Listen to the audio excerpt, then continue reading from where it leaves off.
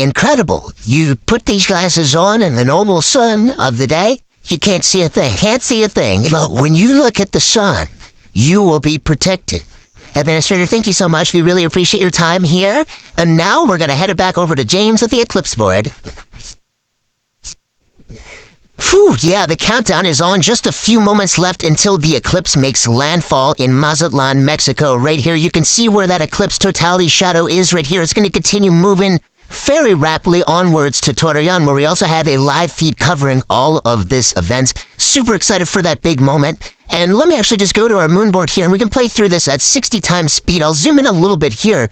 And Scarlett Johansson had a question a bit earlier about the kind of rippling effect that we see of the eclipse shadow. When you first see this right here, at first glance, you might think it's low resolution or lacking some kind of information here. The inverse is actually true. This is actually incredibly high resolution, the shadow projection that we have, because of data that we've been gathering at our moon for more than 10 years, thanks to an orbiter called the Lunar Reconnaissance Orbiter. It's been mapping our nearest neighbor in incredible resolution, just really getting every single bit of valley or crater or mountain. All of those little imperfections on the moon are contributing to that shadow that we see rippling across the country. You're not going to be able to see that from the ground, but looking from space, you see that really cool effect of kind of the rippling there here. So let's just preview some things that come here. Mazatlán, they had that last little crescent sliver of sun. For now, if you're in that area, make sure you keep your glasses on until that sun is completely blocked out by the moon. That's going to be in just a few moments. You're going to have a long duration there, 4 minutes and 17 seconds. That sounds like a lot of time, but it's going to move like that. So make sure you are ready on the pulse. Again, for all of our locations up on this path of totality here too, make sure you set a timer on your watch or a phone or something to remind yourself to look outside and experience this. You don't want to miss this. If you do miss it, you got a long time to wait for the next big one across America. That's going to be in 2045. So make sure you're watching and watching safely here. You just saw some footage from Kerrville and Cleveland as well. It's a little bit cloudy in some places, really hoping that that clears out in time for us to have that beautiful view. But in just a few moments right here, this eclipse is going to be coming up in Mazatlán, Mexico. So for now, this is going to be really exciting. The countdown is on. So for Mazatlán, this is the last little bit here. Again, I'm always keeping an eye on that weather. And also, one little note about our tool here, too. If you wanted to see, this little icon kind of previews what the expected eclipse is going to look like at that given time. All these little googly-eyed features are clickable, hyperlinkable. You can kind of click on that. It'll snap you right to that exact time to get an idea for what it's going to look like in your neck of the woods. But for now, the big moment's coming up. Back to you, Megan. Let's check it out. All right, thank you, James. And as you can see, wow, we just have a tiny little faint sliver left of the sun in Mazatlán, Mexico. We are expecting totality in 1 minute and 35 seconds. Joining us now to walk us through this, Kelly Korrick, an astrophysicist from NASA's Heliophysics Division. Kelly, tell us about the science NASA is about to conduct right now in Mazatlán. So science that they're going to conduct is about the WB-57. So we're going to fly some planes over and make sure that we can actually see that solar corona, that hot atmosphere that's around the sun that we're about to get once we reach totality. Yeah, and it looks like it's almost, yes, it's almost there. We have a view right now of inside the cockpit of one of the WB-57s, or at least we're efforting one, because as you said, this is going to be a huge part of what we do in Mazatlán. Definitely, yeah, it's the, there it is, there it is, oh, look at that. So we're looking out, it's great, we're looking out, and it looks like we might be able to, we're seeing a lot of clouds, but hopefully a shadow as well as we're coming in to totality there.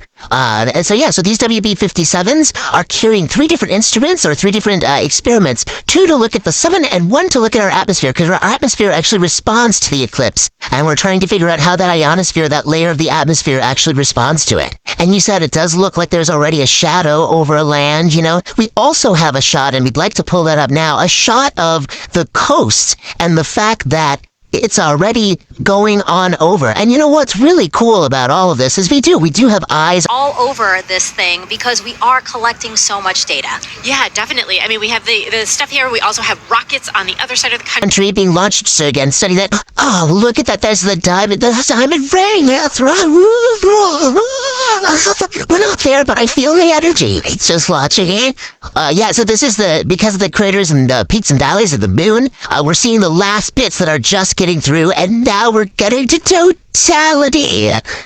This is great. So you're starting to see those pink fingers out there kind of sticking out. Wow, so again, Totality here in Mazatlán, Mexico, the first community in North America to experience the moon completely eclipsing the sun. And if you are in Mazatlán right now, it is now safe to remove your eclipse glasses for the next 4 minutes. And you mentioned some of those pink filaments that we're seeing, right? Can you talk us a little bit through that, Kelly? Yeah, so those pink filaments, because they're helium-rich, that's why they're appearing pink and they're hanging out there. Those could be the start of space weather. So there are tons of material that could possibly be one of those explosions for space weather. The reasons why we really study the sun and try to understand how to live with the sun. Well, can you explain why space weather is important to us here on Earth? Definitely. So it's not just satellites that are interested in space weather. It's also our power grids, because of those energetic particles coming from those big explosions that can happen in the sun. That could damage our power grids. It could also do things like interfere with GPS signals. I know we all use our phones to navigate everywhere. So if we didn't have that, that would be a big problem. So we're looking to understand it better so we can all mitigate all those things. Some of the movement we're seeing here is just our telescope operator adjusting, because again, they needed to make some changes for before Totality. Now they're viewing it a different way, and then after Totality, we might see some shakes there as well. But I really just cannot believe how crisp it is. As we said, it's not a marble, but I mean, just the view of it is so crisp with these little, again, those filaments are just amazing that we can see that to such accuracy, you know? Right. Definitely. And also the white fuzz. I mean, you're seeing something that's 1,000,000 degrees just hanging out all around the sun. And, 3 billion Earths could fit inside of there. So there's a lot of atmosphere there, all around there, just hanging out, being very warm. And so one of our mysteries is, and one of the B-57s are addressing, there you go, WB-57, our pilot. Yeah. He's flying. So basically, Kelly, he is going to fly and try to chase down the shadow for as long as possible. Keep up with it as long as possible. Exactly. The shadow is much faster than the plane. However, they can chase it for a while and get an extra 2 minutes. So on the ground, we can only get 4.5 minutes. And they're going to get 6.5 for that plane. I love that they're waving. We say, oh, there you go. And now we're flipped. Now we're seeing the front. So again, they are in night. I mean, it looks very dark with only some light in the horizon. Yeah. Right. Yeah. And that's what we'll expect wherever we see Totality is the night sky is very dark. You might even see some planets or stars, and then you'll see like twilight all around you, 360 degrees. What an amazing vantage point as well. My gosh. I'm very jealous. Kelly, are you jealous? I'm kind of a little jealous. Yeah, I kind of want to, see if I can make a faster plane so we can, follow it all the whole way. Plus, they're up above the clouds, so they have to worry about the clouds. Exactly. Well, I do want to say a big thank you to the WB-57 pilots and the whole team supporting them for that great view. That was awesome. Kelly, you have a wealth of knowledge when it comes to the sun, and for those watching, if you're interested in learning more with her, check out her and other experts featured in the Sun series of NASA's Curious Universe podcast. And that QR code will pop up on the screen, and that'll take you straight to the episodes. Again, look at that double box we got there. We're showing you amazing views during this broadcast. A big thank you, actually, to the Solar System Exploration Research Virtual Institute, or SERVI, for providing the telescope views from Mazatlán. Yeah, the SERVI team down there, the SERVI team is based out of Ames, but it is a collection of teams across the country and across the world that are sort of studying the intersection of science and exploration, helping us get ready for our next trip with humans to the moon. Yeah, that's amazing. Okay, Totality is actually about to end in Mazatlán. Let's keep watching our screen right now for, again, what are we watching for, Kelly? We're watching for the diamond ring effect. So that's when the first bright light, we're starting to see it on the side there. So you're going to put your glasses on right now to protect those beautiful eyes. Because now we're going back to the partial phase. Whoa, that's amazing. Wow. Yeah. Kelly, that's a filter, by the way, everyone. That's why we're sitting down. But when you said put on your glasses, I'm so trained now. That I almost did it here in Cleveland. No, we're fine in Cleveland. We're still in Mazatlán. Again, what we're seeing is because we needed to adjust the filter now that, again, it's basically like putting on our glasses. The way that you said people on the ground need to put on our glasses, our telescope operators need to protect their own eyes as well as their equipment. Exactly.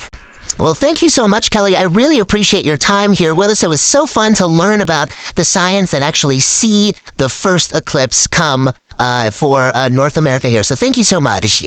All right, as you can see, there's a lot to learn about our sun and eclipses. So to explain it all in a really fun way for kids, NASA developed a clever game called Snap It, We have another QR code coming on your screen right now. Just scan that code, or if you're watching us on your phone, all you have to do is screen grab it, press on it later, and you can check out that game. Also the website, if that's easier for you, go.nasa.gov/snapit.